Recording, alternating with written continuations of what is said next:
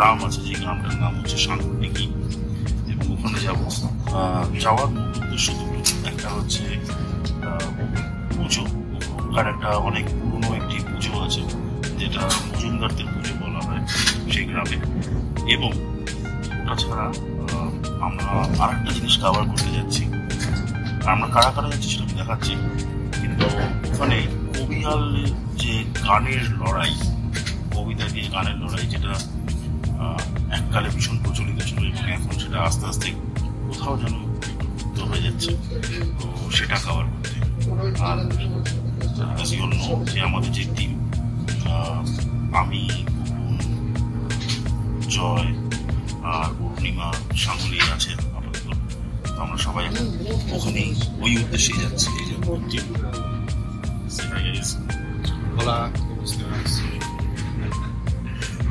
আবার আমি কভার করব কিছুটা রাস্তা যাবো, তারপরে বাকিটা কভার।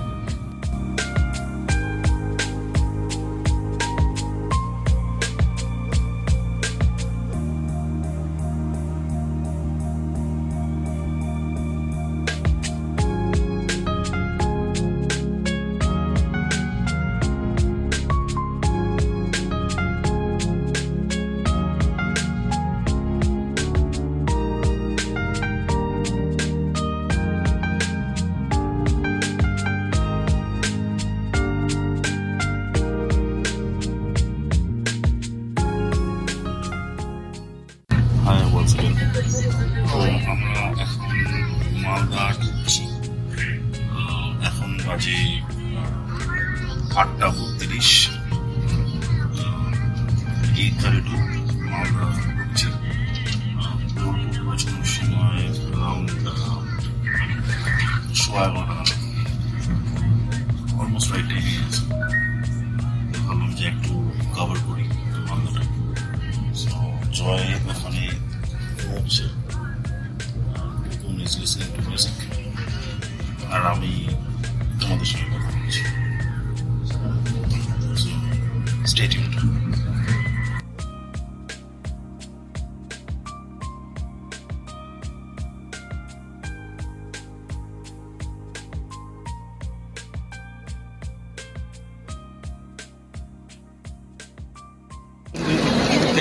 সো এই আমরা নামলাম বোলপুর স্টেশনে, দেখতে পাচ্ছেন পেছনে বোলপুর।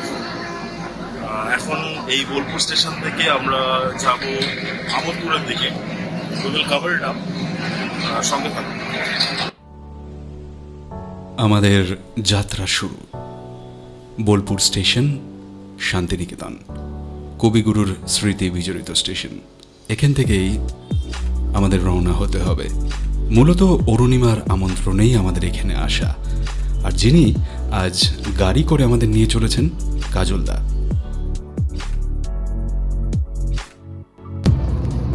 সো আমরা এখন বোলপুর স্টেশন থেকে বেরিয়ে আমোদপুরের দিকে যাচ্ছি।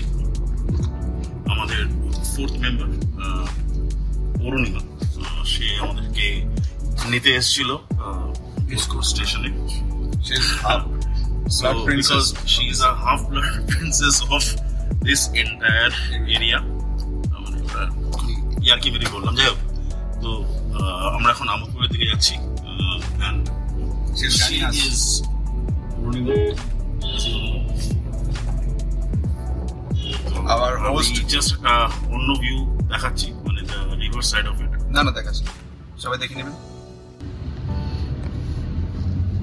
এখানে ঠিক বোঝা যাচ্ছে না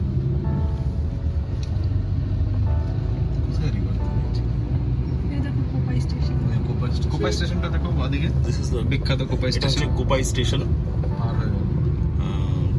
অত গাছপালার ভিড়ে ঠিক দেখা যাচ্ছে না, তবে এটাই মেন ট্রেন লাইন যেটা আপটিল হাওড়া অবধি যায়, মানে কলকাতা অবধি যায়। হাওড়া। Stay tuned.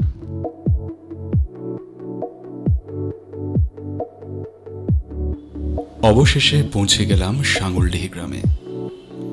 চোখ ধাঁ দিয়ে গেল, জুড়িয়ে গেল গ্রাম দেখে। এই সাঙ্গুলডিহি নিয়ে আরও কথা বলবো এবং অনেক কিছু দেখানোর রয়েছে, কিন্তু তার আগে অরিন্দম কিছু বলতে চাইছে, তার কথাগুলো শুনবো। হ্যাঁ, এখন আমরা এসেছি সাঙ্গুল দিঘি বলে একটি গ্রামে, আমোদপুরেই। এবং বিশেষ করে এই গ্রামটাতেই আসার কথা ছিল, কারণ এখানে একটা পুজো হয় যেটা বহু প্রাচীন, এবং সেটার উদ্দেশ্যেই আসা আর কি। তো এখন আমরা এই গ্রামে আছি, জাস্ট দুপুরবেলায় খেয়ে দিয়ে জাস্ট বেরিয়েছি একটু জাস্ট দেখার জন্য আর কি। দারুণ একটা ফিল, এই ফিলটা না আসলে ঠিক বোঝা যাবে, মানে ক্লোজ টু নেচার যাকে বলে। সবাই ছড়িয়ে ছিটে আছে এখানে, পুকুর, খেজুর গাছ, একটা আলাদা নস্টালজিয়া। আর এটা এক মন্দির, যে মন্দিরে মানে যাদের বাড়িতে এসছি আর কি, তাদেরই বাড়ির মন্দির। এটাও প্রচুর প্রাচীন একটা মন্দির, মা কালীর মন্দির। একটু আগেই আপনাদের বলছিলাম যে সাঙ্গুলডিহি গ্রাম নিয়ে অনেক কিছু বলার রয়েছে। আসলে এত সুন্দর একটা গ্রাম, চারিদিকে সুদীর্ঘ ক্ষেত, গাছপালা, লাল মাটি, সব মিলিয়ে একটা মায়াবী আবেশ। আর ওই যে ক্ষেতগুলো দেখছেন, মূলত 4 পশলা জমি, সেখানে ধান, সর্ষে, আলু, গম, নানান ফসল হয়। আর এই যে পুকুরগুলো, এদের কিন্তু নাম রয়েছে, যেমন সরলা পুকুর, নতুন পুকুর, পারুল পুকুর, আরও কত কি। আর গাছপালা যেদিকেই তাকাবেন সেদিকেই সবুজ, তাল গাছ, খেজুর গাছ, বট, অশ্বত্থ, পাকুর, নাকুর, তেঁতুল, গাছের মেলা।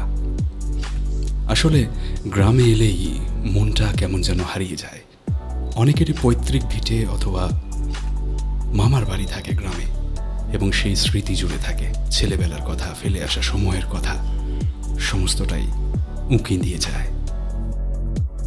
আর হ্যাঁ, আরও একজনের কথা না বললে অসম্পূর্ণ রয়ে যাবে।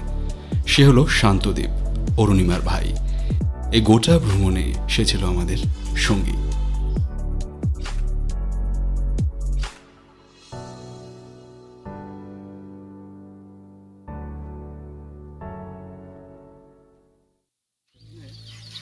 প্রথম দিন বিকেলেই আমরা সময় নষ্ট না করে সোজা চলে গেলাম বনডাঙ্গা গ্রামে। এখানে সত্যজিৎ রায় তার ছবি আগন্তুকের শুটিং করেছিলেন। ভীষণ ভীষণ মায়াবী একটা গ্রাম। আর এই গ্রামে সাঁওতালদের বাস। গ্রামের প্রতিটি কোণা ভীষণ ছবির মতো বাঁধানো, মাটির দোতলা বাড়ি, লাল মাটির আভাস, সমস্তটাই একটা মায়া জ্বলানো। ভীষণ ভালো সময় কাটলো আমাদের গ্রামে। আর গ্রামের মানুষগুলো ভীষণ সরল, কত সহজ আত্মীয়তায় আমাদের আপন করে নিল।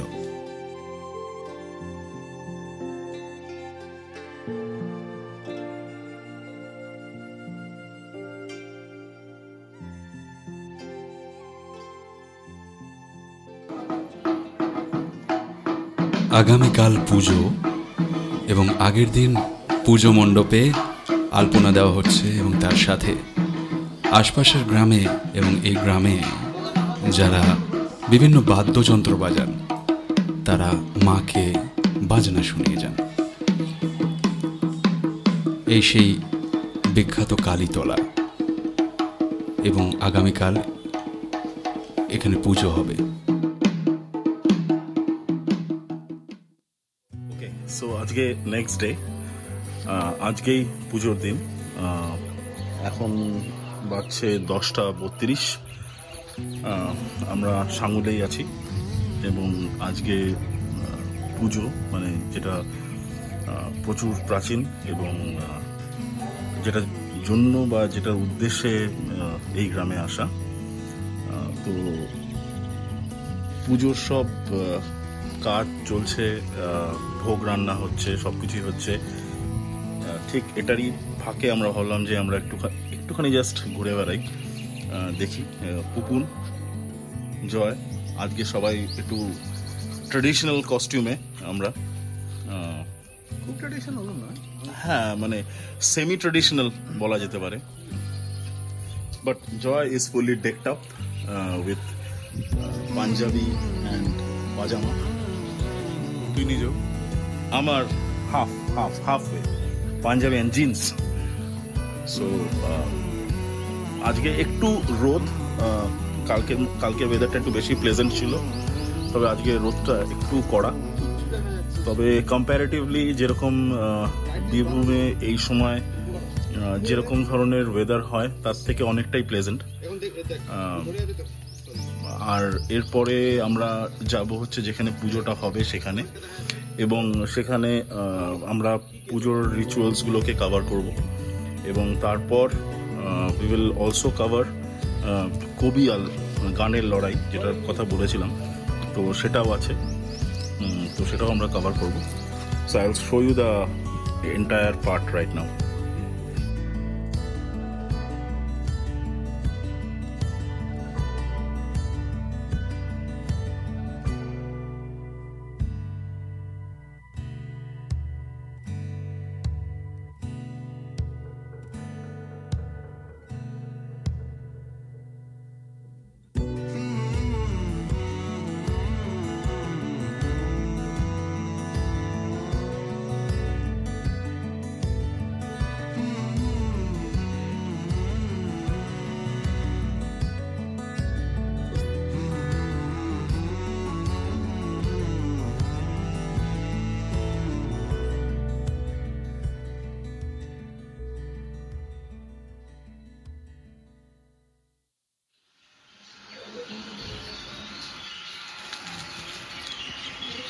সাঙ্গলডিহি গ্রামের যে পুজো, কালীতলার পুজো আমরা কভার করতে এসেছি, সেই দিনই অমাবস্যা ছেড়ে গেলে একটা রিচুয়ালস রয়েছে এখানে, যাকে বলা হয় মোতে ঝালাই।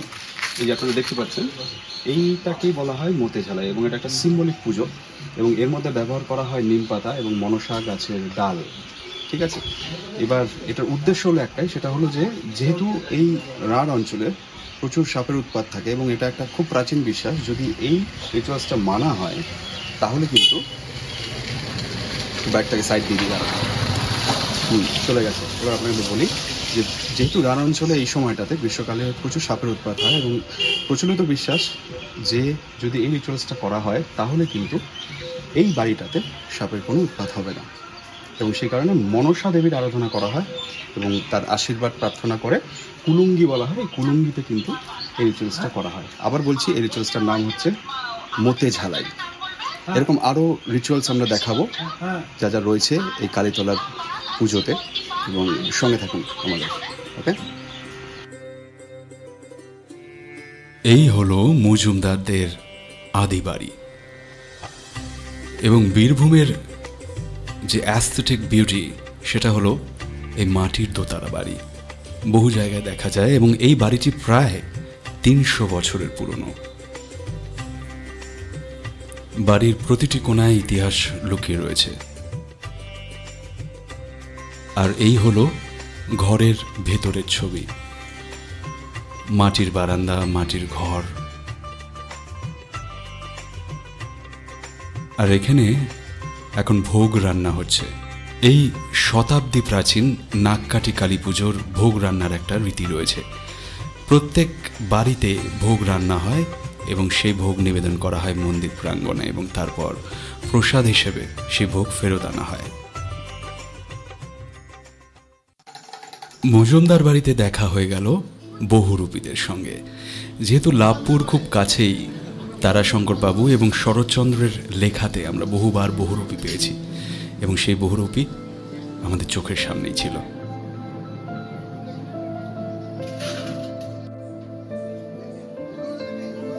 মজুমদার বাড়িতে ঈশ্বরের আগমন। এই গ্রামে গোপাল ঘর রয়েছে, এবং সেই গোপাল ঘর থেকে গোপাল স্বয়ং আসেন শুধুমাত্র মজুমদার বাড়িতে। এর একটা কারণ রয়েছে। অরুণিমার বাবা এবং কাকাদের জন্ম চৈত্র মাসে, এবং সেই উপলক্ষে তার ঠাকুমা এই রীতিটি প্রচলন করেন, এবং বহু দিন ধরেই এই রীতিটি চলে আসছে। অর্থাৎ পুজোর সময় মজুমদার বাড়িতে গোপালের আগমন হয়। বাড়ির প্রতিটি সদস্য গোপালকে প্রণাম করেন এবং গোপালও তাদেরকে প্রাণ ভরে আশীর্বাদ করেন যাতে তাদের জীবন সুখ সমৃদ্ধিতে ভরে ওঠে।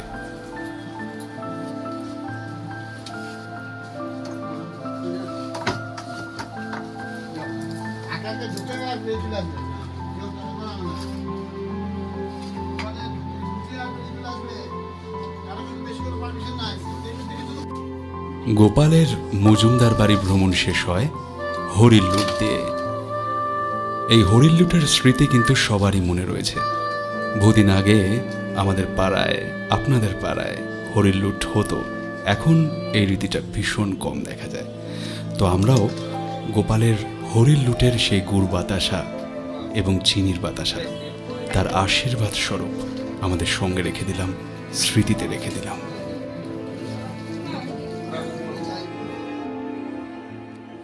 আর এই হলো মজুমদারদের নিজস্ব কালী মন্দির।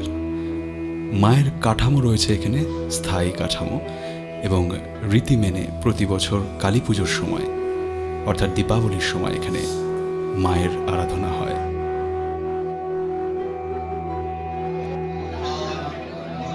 আজ সেই ৩০০ বছরের প্রাচীন নাগকাটি কালী মায়ের পুজো, এবং সেই পুজো উপলক্ষে আমাদের এখানে আসা। এই পুজোর একটা বিরাট ইতিহাস রয়েছে, শতাব্দী প্রাচীন ইতিহাস। কথিত আছে এই মায়ের মূর্তি যখন মাটি থেকে তোলা হয় তখন কোদালের আঘাতে মায়ের নাকটি মূর্তি থেকে বিচ্ছিন্ন হয়ে যায়, এবং তখন থেকেই এই নামকরণ নাগকাটি। ঢাকিরা চলে এসেছে এবং হাঁসের পালক দিয়ে তৈরি কাশফুলের নোলক পরানো সে বিখ্যাত ঢাক। আর এই হলো সেই যজ্ঞস্থল। একটু পরেই যজ্ঞ শুরু হয়ে যাবে।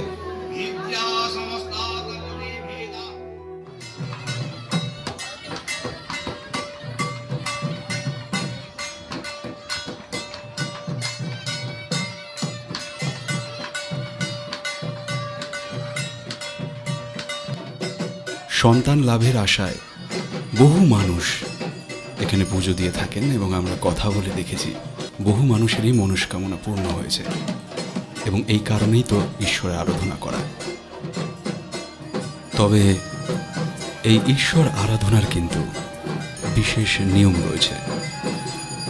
নাগকাটি পুজোর দিন গ্রামের প্রত্যেকটি বাড়িতে নুন বর্জন করা হয়। যে ভোগ রান্না করা হয়, বাড়িতে যে খাবার খাওয়া হয়, সেখানে কিন্তু নুনের প্রয়োগ একেবারেই করা হয় না, এবং এই কারণে এই পুজোর আরও একটা নাম রয়েছে। এই নাগকাটি কালী মায়ের আরাধনাকে অনেকে নুন পালনি বলেন। আরও একটা ইন্টারেস্টিং ফ্যাক্ট রয়েছে। মায়ের যে মূর্তি, archaeological survey of India survey করে দেখেছে আসলে এই মূর্তিটি হলো বিষ্ণু মূর্তি, কিন্তু মানুষের সরল বিশ্বাসে বিষ্ণু মূর্তি মাতৃরূপে পূজিত হয়ে আসছে শতাব্দী ধরে, এবং মা সবাইকে অকৃপণভাবে তার আশীর্বাদ বিলিয়ে চলেছে। ওই যে কথায় আছে না, বিশ্বাসে মিলায় বস্তু, তর্কে বহুদূর।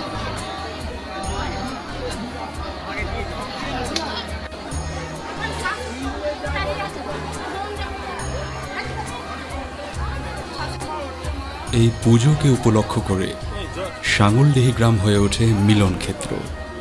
আশপাশের বহু গ্রাম থেকে এবং শহরাঞ্চল থেকে, এমনকি কলকাতা থেকে, ভারতবর্ষের বিভিন্ন প্রান্ত থেকে বহু মানুষ এই পুজোতে আসেন। যাদের গ্রাম ছুটে গিয়েছে অর্থাৎ শহরে বসবাস করেন, তারা কিন্তু এই পুজোর টানে প্রতি বছর ফিরে ফিরে আসেন, মায়ের আশীর্বাদ প্রার্থনা করেন, এবং তার সাথে দেখা হয়ে যায় তাদের বহু পুরনো বন্ধু, আত্মীয় স্বজন সবার সাথে। বললাম না, এ শুধু পুজো নয়, এক মিলন ক্ষেত্র।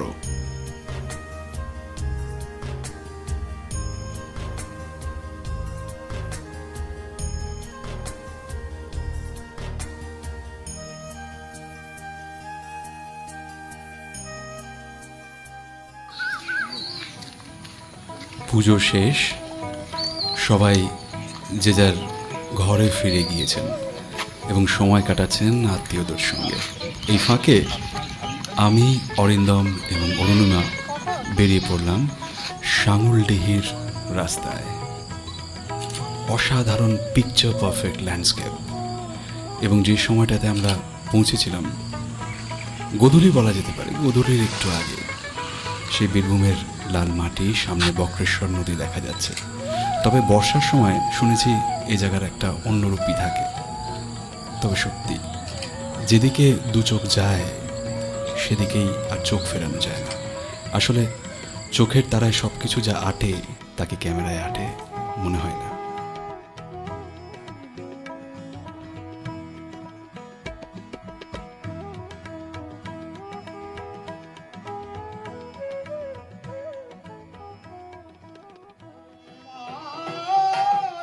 নাককাটি কালী পুজোর সন্ধেবেলায় পুজো মণ্ডপে বসে কবি গানের আসর। কবিয়ালরা বহু দূর দূরান্ত থেকে এসে এখানে তাদের শিল্প প্রদর্শন করেন।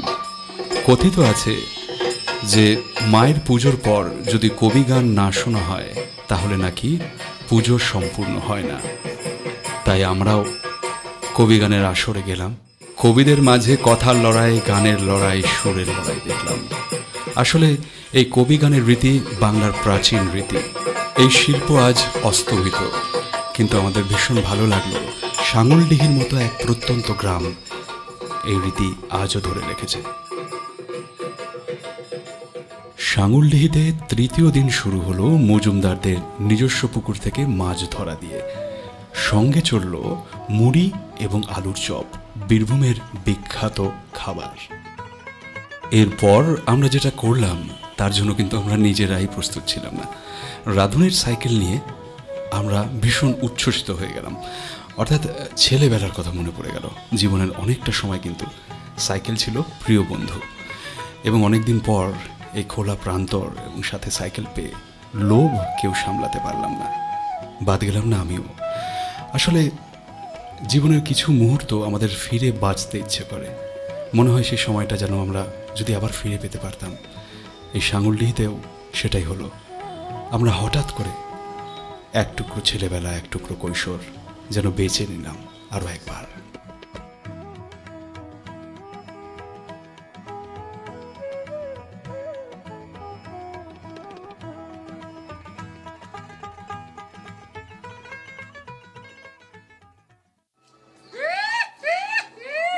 এই তো আমার নাম তারা সুন্দরী। মজুমদার বাড়িতে হঠাৎ করে দেখা পেয়ে গেলাম ইন্টারনেট ভাইরাল বহুরূপী তারা সুন্দরী। চারা দিয়েছে, শ্বশুর দিয়েছে, তাই উকুন তুলি আর এই হু করে মারি। খালি ওই আরে সকাল বেলায় দেখাশোনা, দুপুর বেলায় বিয়ে, সন্ধ্যে বেলায় এলো বউ ছেলে কোলে নিয়ে। বাপে নাহি জন্ম দিল পরে, যখন ছেলের জন্ম হইল মা ছিল না ঘরে।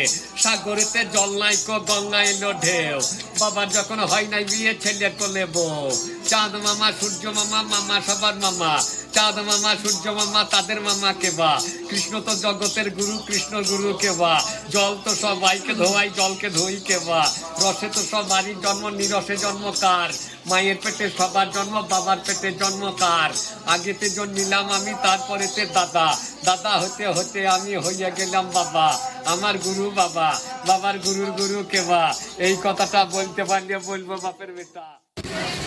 Third day Birbhum Sangulidihi, three musketeers, Phukun, বাবাই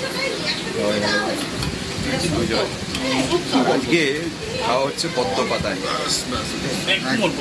রয়েছে। আর এই দিদি আমাদের পরিবেশন করছেন শুক্তো,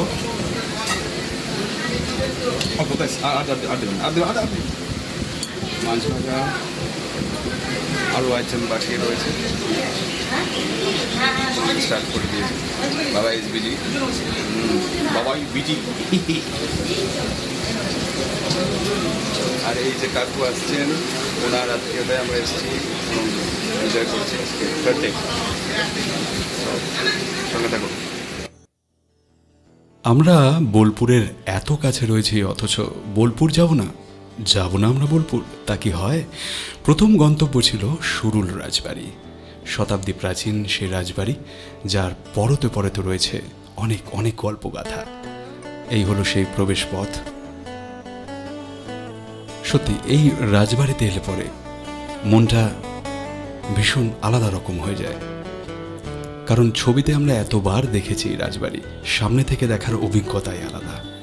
এই সেই ঠাকুর দালান, এবং প্রচুর সিনেমার শুটিং হয়েছে এখানে, প্রচুর মনীষীদের পায়ের ধুলো পড়েছে এই প্রান্তরে। আমরাও সাক্ষী থাকলাম সুরুল রাজবাড়ির। আপনারা যদি কখনো বোলপুর আসেন তাহলে কিন্তু সুরুল রাজবাড়ি আসতে একবারও ভুলবেন না।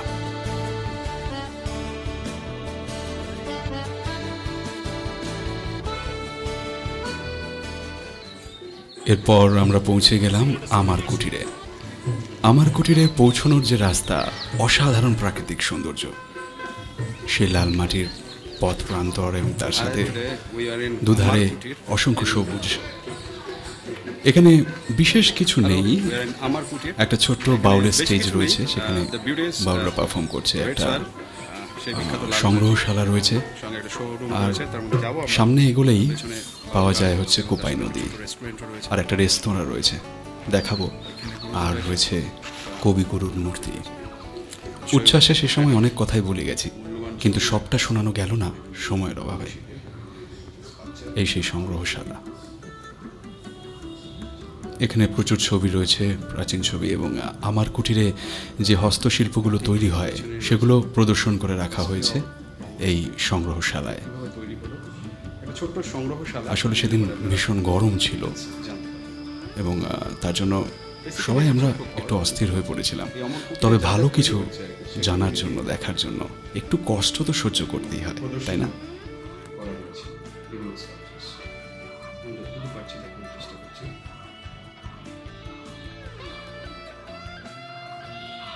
চলুন এবার একটু অন্য দিকটা ঘুরে দেখি। প্রচণ্ড গরম, বুঝতেই পারছেন, ঘেমে যাচ্ছি।